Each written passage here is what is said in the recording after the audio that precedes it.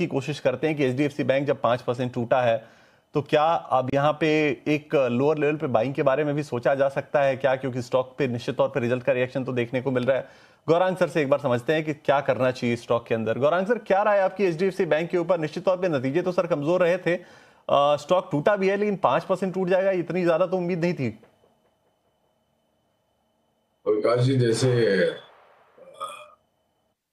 नतीजों के बाद जो हमारा हमारी जो तर्क और विचारधारा है वो सामने रखी थी, तो देखिए, खरीदारी की राय तो बिल्कुल है। HDFC bank, Axis bank, ICICI bank, Kotak Mahindra bank, ये जो नतीजा है शनिवार को, उसकी मैं बात कर रहा हूँ।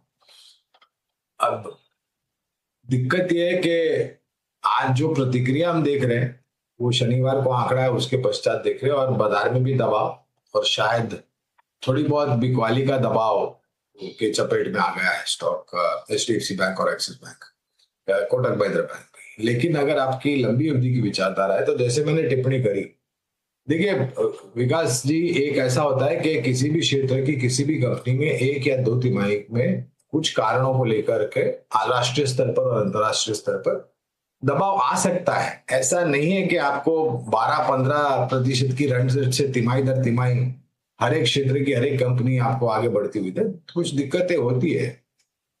तो खरीदारी की तो राय, तो पहले तो अगर आपने ऊपरी स्तर पर खरीदारी की है एचडीएफसी बैंक, तो इस गिरावट का लाभ उठा करके मेरे ख्याल से करीबन 5 या 5% के आसपास की गिरावट होगी शायद, फिलहाल जब हम इसके बारे में चर्चा कर रहे हैं। तो पहले तो बने रहे। अगर निवेश लायक पूंजी है तो थोड़ी बहुत मात्रा में आप इस स्तर पर जोड़ भी सकते हैं।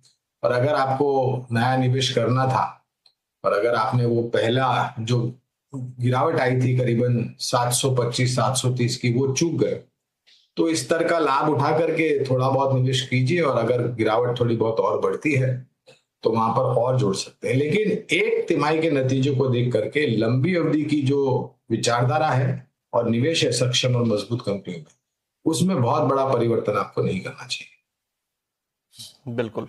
चलिए, तो ये रहा एचडीएफसी बैंक के ऊपर।